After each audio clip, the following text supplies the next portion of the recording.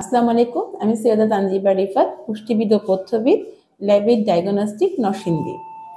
আজকে আমরা কথা বলবো ওজন বাড়ানোর বিষয়ে। আমার কাছে কমনলি খুব কোশ্চেন আসছে, কিছুদিন যাবত দেখা যাচ্ছে যে ওজন বাড়াতে করণীয় কি, বা ওজন বাড়ানোর জন্য কি কি খাবার আমরা খেতে পারি, বা ওজন বাড়ানোর ক্ষেত্রে কি করতে পারি, কতটুকু খাবো। আসলে যাদের ওজন কম তাদের ক্ষেত্রে বলবো যে ওজন বাড়ানোর জন্য আপনার কেন ওজনটা কম সেটা জানুন। যদি ন্যাচারালি বা আপনি কোনো কারণবশত আপনি খাবারের রুটিনটা মেনটেন করতে পারছেন না সেরকম হয়, সেক্ষেত্রে আপনি রুটিনটা একটু ধরুন এবং একটা ব্যালেন্স ডায়েট। হ্যাঁ, আমি বারবারই বলছি ব্যালেন্স ডায়েট। কেন বলছি? ব্যালেন্স ডায়েটে সবকিছু থাকে। তো সেই উপাদান হিসেবে যেমন আপনি দুগ্ধজাত বা দুধ, এই খাবারটা আপনার প্রতিদিনের খাবারের মধ্যে রাখেন। হয় আপনি 1 গ্লাস দুধ খান, অথবা দুধের তৈরি পুডিং খেতে পারেন, ডিম এবং দুধ দিয়ে একটা সমৃদ্ধ খাবার, অথবা সেমাই খেতে পারেন যেখানে কার্বোহাইড্রেট প্রোটিন দুটোই আপনি একসাথে পাচ্ছেন, অথবা আপনি কিন্তু ফুল ফ্যাট একটা ঘন 1 গ্লাস দুধ খাচ্ছেন। এরপরে চলে গেল ধরুন বাদাম, সেটা চীনা বাদাম, কাঠবাদাম বা কাজু বাদাম, যেটা আপনার পছন্দ হয় সেরকম একটা বাদাম আপনি 1 মুঠ পরিমাণ বাদাম প্রতিদিনই আপনার খাবারে রাখতে পারেন। সেক্ষেত্রে চীনা বাদাম থেকে কাঠবাদাম বা কাজু বাদামটা আমি বলবো বেশি ভালো। এর পরবর্তী জায়গায় যদি আমি যাই, আপনার 3 বেলার খাবারটা কেমন হবে?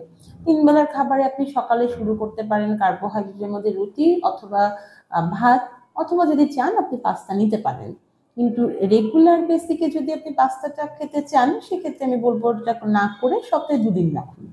বাকি 5 দিনের মধ্যে ভাত এবং রুটি সংমিশ্রণে আপনার খাবারটা শুরু করতে পারেন। সেখানে থাকছে একটা ডিম অথবা 2টো ডিম, একটা ফুল ডিম আর একটা কুসুম ছাড়া ডিম, এর সাথে সবজি। পরবর্তীতে আপনি আপনার দুপুরের মেলে ভাত নিচ্ছেন, ভাতের কোয়ান্টিটিটা একটু বাড়াবেন, সাথে মাছের পরিমাণটা বাড়াবেন। এখন যদি 1 পিস মাছ খান তাহলে 2 পিস মাছ খাবেন, অথবা মাংস নিচ্ছেন, সাথে সবজি এবং ঘন করে ডাল। বিকালের খাবারে আপনি একটু হেলদি খাবার নেন, সেই হেলদি খাবারের মধ্যে দই চিরা কলা থাকতে পারে, অথবা শুধুমাত্র কলা, আপনি 2-3টা কলা খেতে পারেন, ছোলা খেতে পারেন, খেজুর খেতে পারেন। আমের সিজন থাকলে আপনি আম খেতে পারেন।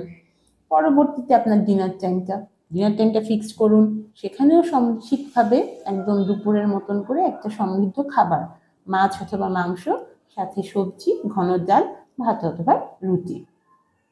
ঘুমানোর আগে আপনি আবার 1 গ্লাস দুধ খেতে পারেন।